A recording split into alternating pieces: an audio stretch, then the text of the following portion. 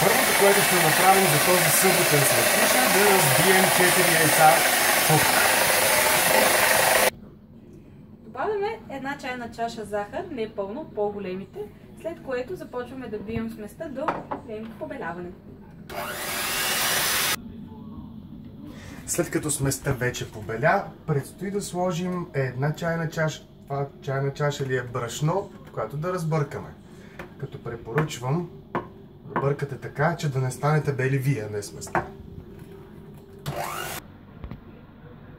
Заедно с брашното добавяме и една чайна лъжичка бак пулвер или след него и разбъркваме отново.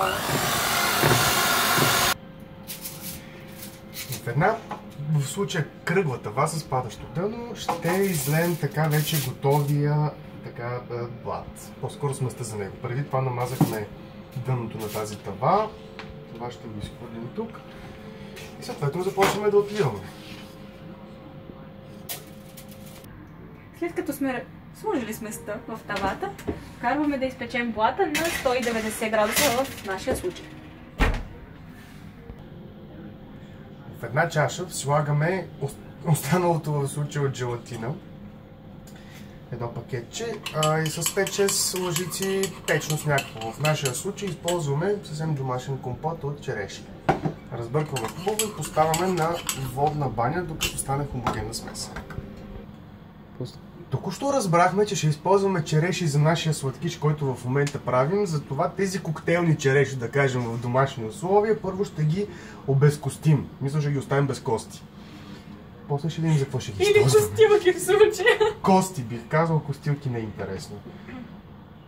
Стоп. След като желатинът е станал течен, го добавяме към компота при постоянно бъркане и ще го приберем в хладилника да стегне, за да можем да го сложим след това отгоре върху нашия сладкиш.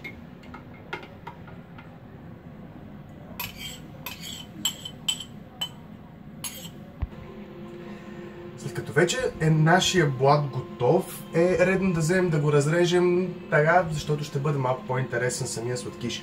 Това се случва с конец в нашия случай, черен, за да има контраст с тениската ни.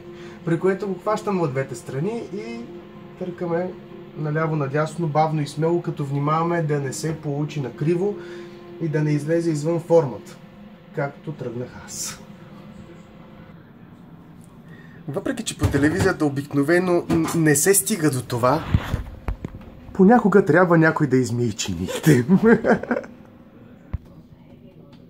Нашия сладкиш се състои, или по-скоро ще се състои, от два блата и два различни крема. Единия, както вече разбрахте, е с желатина в хладилника, а другия използваме кремче на доктор Йоткер, което се приготвя с 150 мл мляко, което сега ще разбием на висока степен с миксера. В програмата има продуктово позициониране. Точно така! Сега ред да направим нещо, което решихме да направим. Това е да поосветим леко този крем от доктор Йоткер, който преди малко така обсъдихме. Това го правим с някаква боя лимоново жълто. Капваме, капка и бием.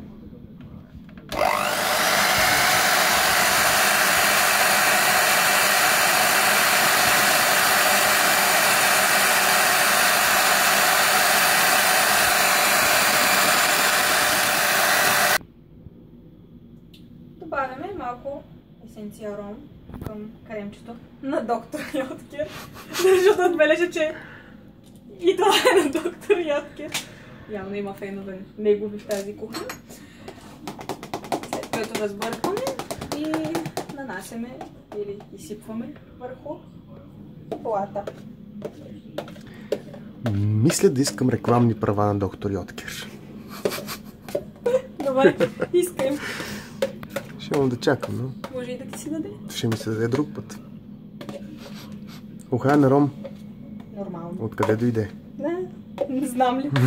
И аз не знам. Може би от ръцете ми. Пила си ром и не си казала. Другия път. Пречиш ми на кадъра. Все още сме нови в това начинание. Особено аз. Време е цирка да отворим. Така, блата, върху който вече сме сложили сметана, ще го поръсим с... Как се казва това? Захарни топченца. Захарни топченца. За целта взимаме захарни топченца и една ръка. Най-по-близо към блата, аз не съм важен. И леко с инвентара. И поръсваме. Още.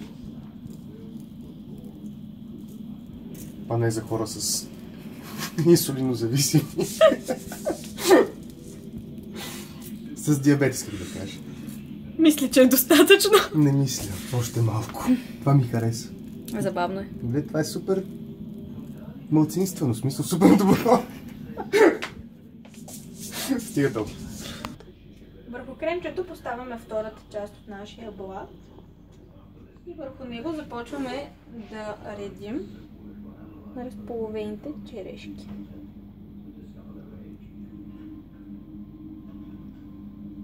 И аз трябва да се включа, така че спирам. След като черешите са вече наредени, по някакъв много така неандерталски начин, започваме да заливаме цялото това нещо с желатина, който доста време изчакахме в хладилника да стегне, да се надяваме, че от тук натам ще стегне още по-бързо и че ще стегне изобщо. Така че с един черпак, малкият черпак, голямата кухня, започва да налива желатин между черешите. Между другото, изглежда много обещаващо. Май.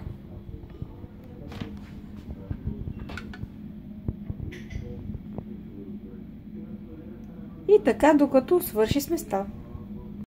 И така, това беше нашата съботна работа, така, която вие успяхте да видите. Ако решите да я повторите и обичате сладко, сложете повече захар.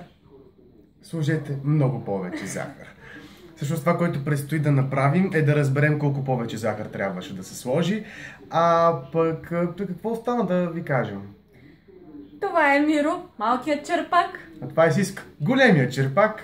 В голямата кухня, въпреки че вече ни е малка. И по-малка ще става.